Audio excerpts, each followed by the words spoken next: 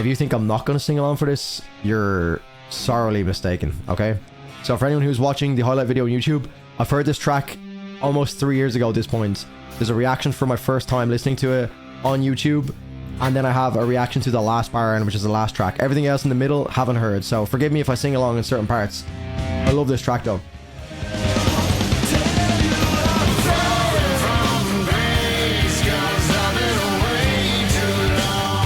That's so soulful.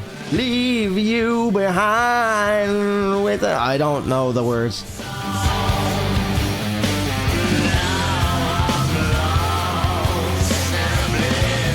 I love how he says that. Oblivion. Feels very like country almost. Like Chris Stapleton vibes. You're smooth as Tennessee whiskey.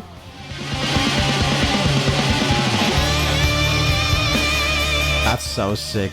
One of these things that I think you come to appreciate over time. It's definitely an acquired taste. One of these real grower tracks. It doesn't really feel like a grower when you first listen to it, but all these like subtle nuanced moments are very like, when you go back to it, you're like, oh, this just keeps getting better. Then the dan and the dan and the dan. Oh, this little riff here is so sick. I actually forgot about this.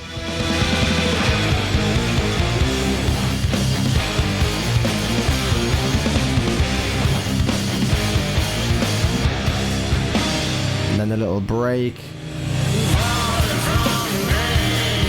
I've been away so long. What a track, man. Oh, actually, do you know what? I might have heard this. I've fucking heard a lot of this album.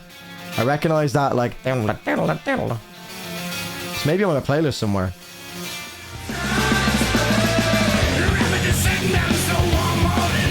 I love how they always come back to this kind of driving force rhythm. Same with Oblivion, where they come back to it at the end.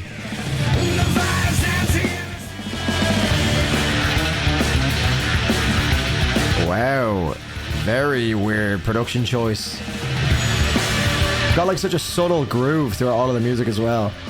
Kind of just like always implanted in the back where you're just like, that was a really unique soundscape choice. Very loud all of a sudden. Reminds me of the Black Eyed Peas, that... I'm a little bit concerned that I've maybe heard the best from this album already. Like, Oblivion is so good, so catchy. Kind of reminds me of Ozzy Osbourne or something, the way he's delivering some of these vocals. But I'm a little bit concerned because it does have like by far the most plays on the album as well. So by the numbers, it is the best track. Not always the best means of telling, but you know.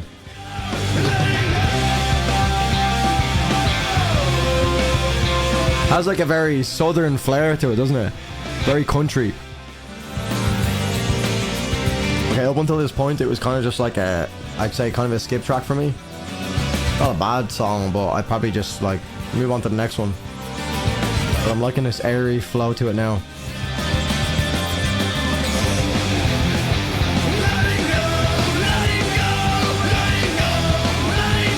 So we're very much so back to that Tool feel.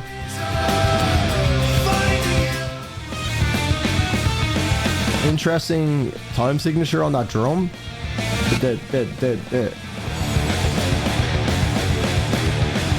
Okay, similar groove to the end of Oblivion, but we're going to keep going back and forth between this now. That's pretty cool.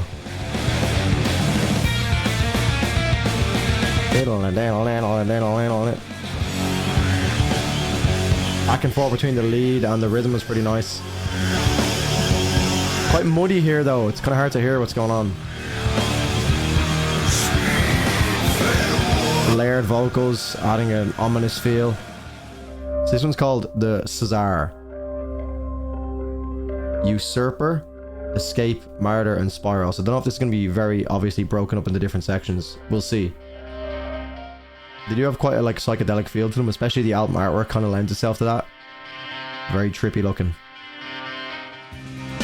I'm getting Breaking Benjamin vibes off of the tone of that lead. Hollow streets all cleared away, one by one. That Breaking Benjamin song.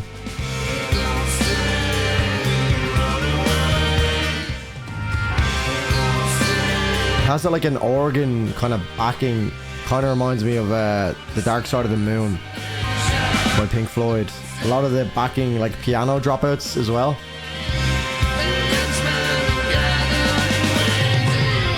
There's a lot of very subtle layering going on. I really like it. Very psychedelic.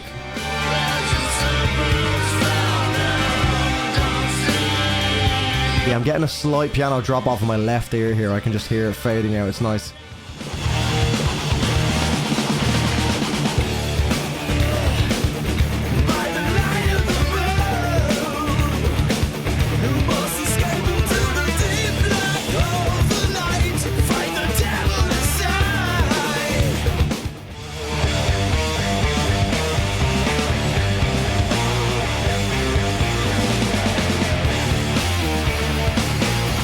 Oh, yeah.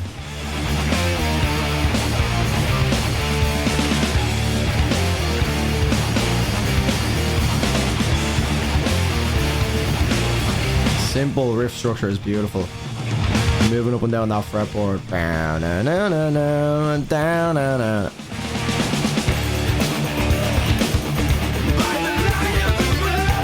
Oh, this is so flowy, man.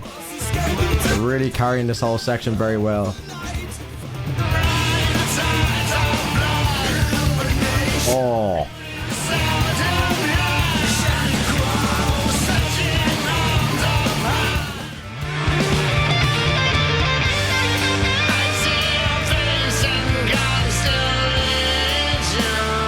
I love his cadence here. Holy shit, sounds so good. Just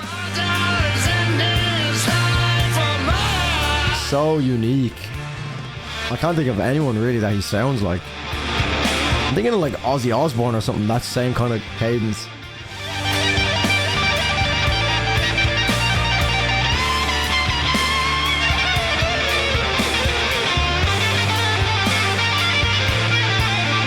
Alright, I'm gonna like this track.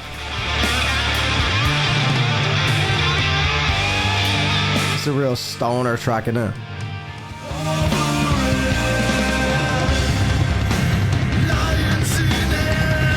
Oh yeah, come on. Where are we going here? I haven't heard any like outright breakdowns. They're not really that kind of band though, are they? Something's brewing.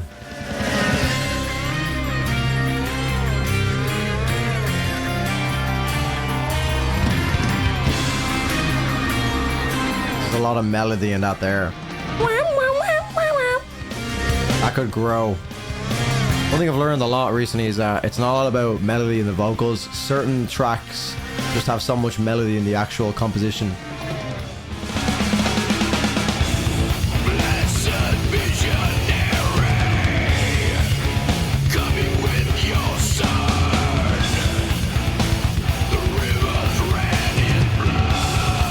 Heaviest we've gotten so far.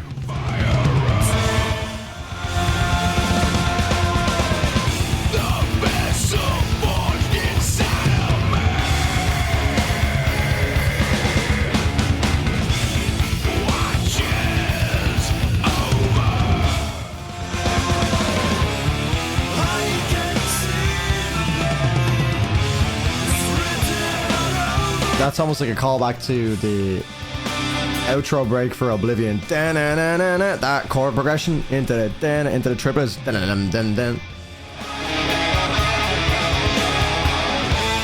know if that's like piano or a xylophone or something. That's pretty cool. Very immersive feeling track. The most intentionally heavy track as well.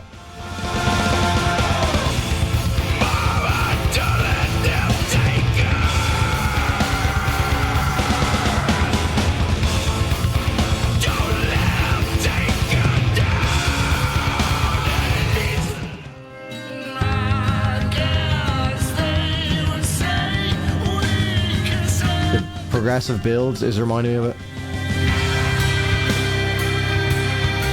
Again, sounds like Ozzy Osbourne to me. Yeah, it's coming back to me now. That vocal melody is... We can... Oh my god, my voice. Jesus. Oh yeah. I'm remembering this now. And the delay that like follows it out. That's sick.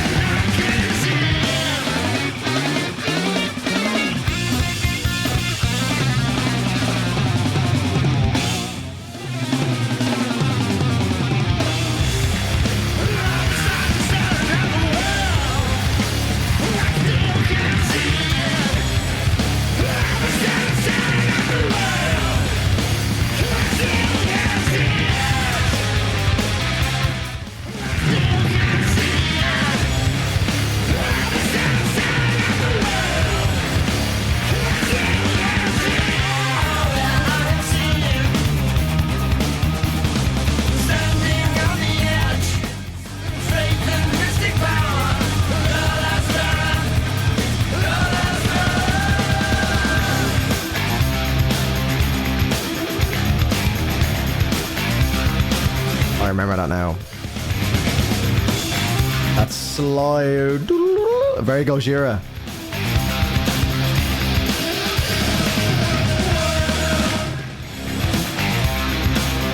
They're keeping it fresh, even though it's quite repetitive structurally.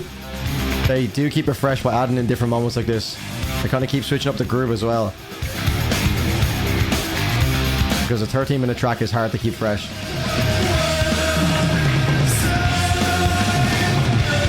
It does feel quite Gojira here, even with the vocal layering.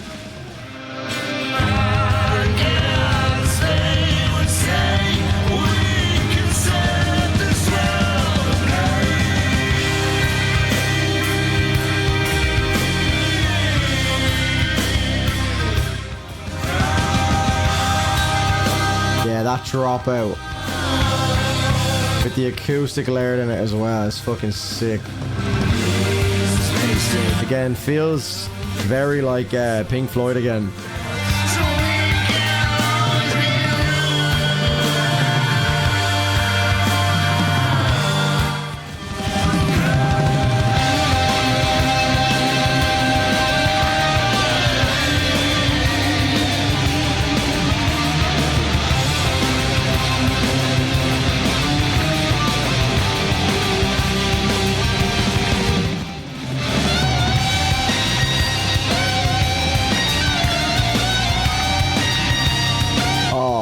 Yeah, I don't remember this part. Maybe I didn't appreciate it as much when I heard it initially, but fuck. Yeah, that track is an absolute mammoth that can only be properly appreciated, I guess, if you listen to it a few times over. But let's get into the overall review of Mastodon's Crack the Skye.